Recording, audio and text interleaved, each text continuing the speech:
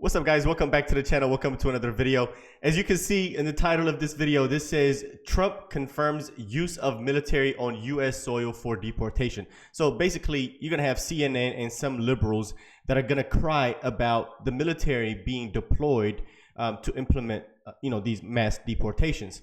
And what you're going to hear from these liberals, and especially this guy right here, is just try to play an emotional take on this and try to basically convince Americans to have buyer's remorse. Well, Trump is going to go and deport your neighbor is the type of arguments that they're making. And look at the ratio. They're getting destroyed here. Let me add one more dislike right there. So the title from their video says extremely cautious. Iraq war veteran on Trump's plan to deploy military for mass deportation. So this is the veteran that they're going to talk about. And just listen to the disingenuous arguments that him and this other liberal is going to make. Take a look. There's nothing more sacred or more serious that you could ask an American service member to do than deploy opposite American civilians. It is really a sacred and terrifying prospect for anybody who's been in uniform. I've been to combat. You could send me to Iraq, but to stand me across from American protesters in situations like we've seen across America is wrought with a tremendous burden you're going to put on men and women in uniform. So it has to be approached with the utmost seriousness. And obviously, there's no General Milley there now to stop a deployment like this. So we'll find out if the Secretary of Defense is confirmed and how the senior leadership and the Joint Chiefs respond to it. But I think every American should be extremely cautious about anybody who says they want to deploy American troops on U.S. soil. Well, here's the thing, buddy. It's what you got to understand. The military and the president work for us. And us citizens voted for Trump to implement these mass deportations of criminals. Okay, of criminals. That's who we're talking about. We're not talking about moms and children. We're talking about known criminals and people that are already ordered to be deported. So if we, the American people, voted for Trump because we want him to implement these deportations, and he's the commander in chief, and he uses the military to implement these deportations of these criminals, then we're okay with that. You actually have to listen to what the American people say. That's who you work for as a service member. They're not being deployed against American citizens. They're being deployed against the illegal immigration population, which, by the way, I think most people would agree is a national emergency, a national security emergency. Number two, for years, we've been deploying the National Guard to the wildfires. To the border. For wildfires. No, to the border. In small numbers. To the, this is a very different thing. Many state. You can't deploy them to. You got to make your speech. Is it a debate with you, or am I answering questions with the host? Because every time I come on, you want to sidetrack and take me into your talking point. By all means. Bro, you interrupted him. What the heck? You interrupted him. Oh. Have at it, my friend. You're the expert. Have at it. No, I'm no expert. I'm just a concerned American. You act like one. Have we or have we not? Have you served in uniform? I have served as a United States citizen and have read the newspaper. But I think in this case, I might have a bit of experience that you don't. I'm no expert. Have you been to the border? I have not been to the border. Oh, so I also haven't been deployed to the border. Go ahead, by all means. Regular military. Is there something different about having regular military at the border? I'm asking. Well, one of the things also I think we have to remember too, though, he did this in his first term. He declared the national emergency to unlock DOD resources, which could be used then to construct the wall. And so by declaring a national emergency, he can then activate military, not like personnel, but also resources, whether that is constructing encampments, using military flights, using other means to get these illegal immigrants out of our country. The idea that any of that's going to happen in abstract without protesters and other Americans getting involved is delusional. I mean, if you go into any American city and start setting up encampments to put whoever in there you want, there are going to be citizens who are going to protest. There are going to be journalists. There are going to be Aren't they in encampments already? Isn't that what the migrant center is? It's an encampment. What's the difference? This is so crazy. They're already in these migrant centers that they don't categorize as encampments. And they have criminals in there that are unknown.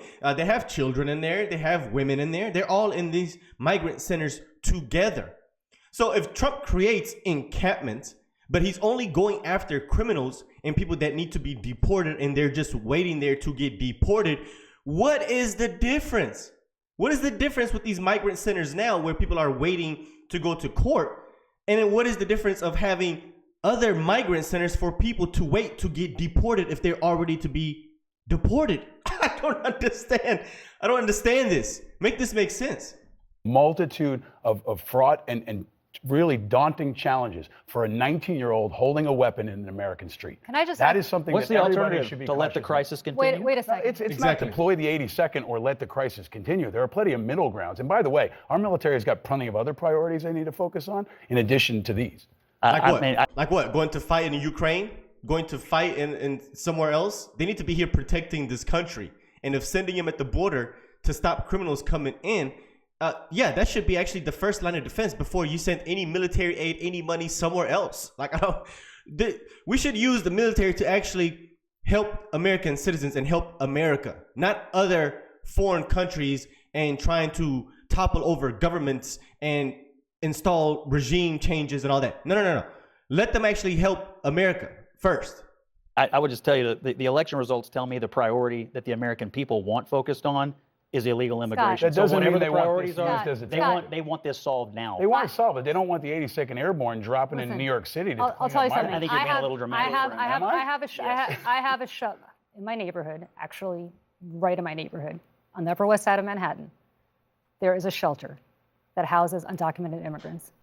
And I can guarantee you, I can promise you with every fiber of my being, because I'll probably be one of those people, that if anybody comes for these people and tries to drag them out by force, there will be protests of people like me, American citizens, who are going to stand there and do everything possible to prevent these women and children, which is all who these people are, How about the criminals? How about the terrorists? Right. How about the But how do you convicted? Exactly. How do you know who? Why is she focused? Once again, like I said in the beginning of the video, they're trying to make an emotional argument on this. That's why she's only focusing on women and children.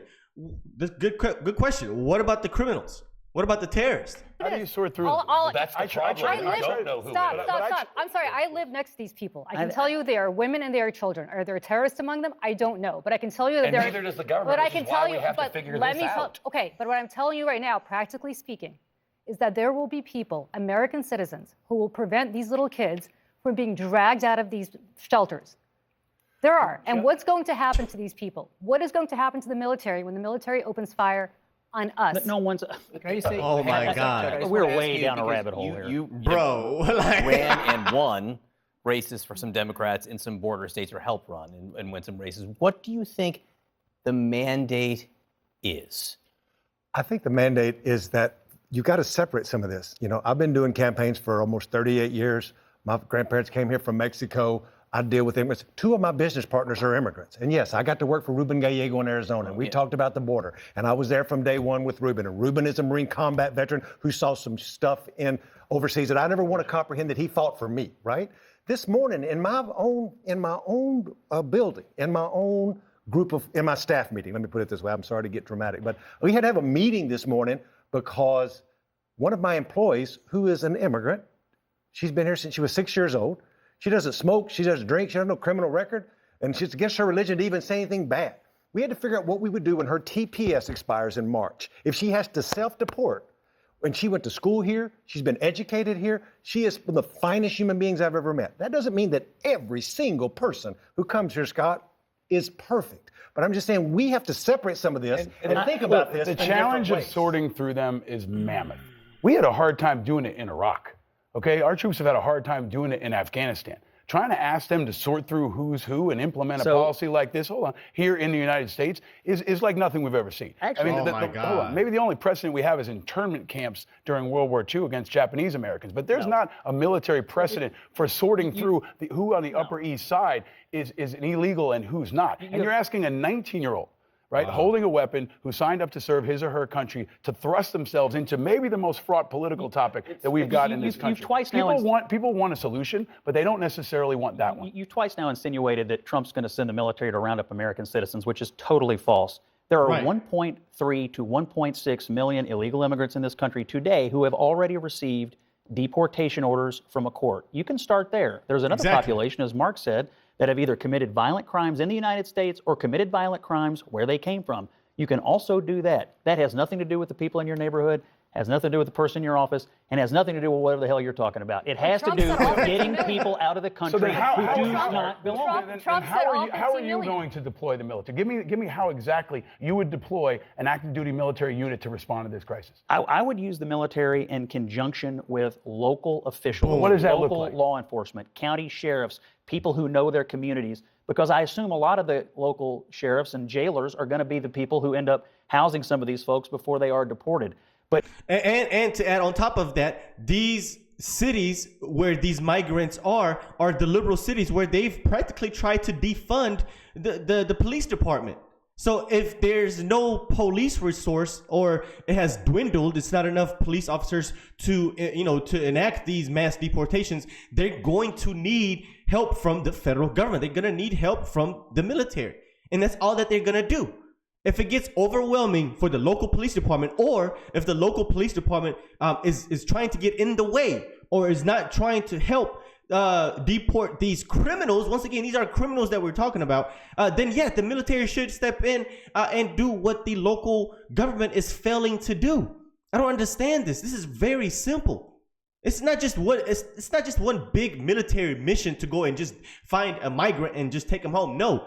It is in conjunction with local police departments. Try to go after criminals. Try to go after these gang organizations that have taken over apartment complexes. I mean, a local police department, it doesn't have enough resources to do all of that. And it just doesn't make sense that these people don't get this. But there has What's to be the task some and purpose? What's the mission for that young private? What is he actually going to be tasked to do? Guard a gate, or is he going to be investigating? I don't know. I wasn't elected. But you're sitting here on CNN saying we should do it. I think you should think out a little bit more about what they actually should be required to do. Who do not belong it sounds here. real good. One at a time. Scott. Wow. There are millions of people who came into the country illegally, who have already received deportation orders, or who have committed some other crime while they've been here. The fact that you want to leave them in place is mind-boggling. That is not what I said. That is not what I said. That is exactly what you said. Chuck. Yeah. What was the mandate from the election? As much as any issue, immigration was on the ballot. So what do you think the voters were saying on immigration? I think the voters were saying do something about it.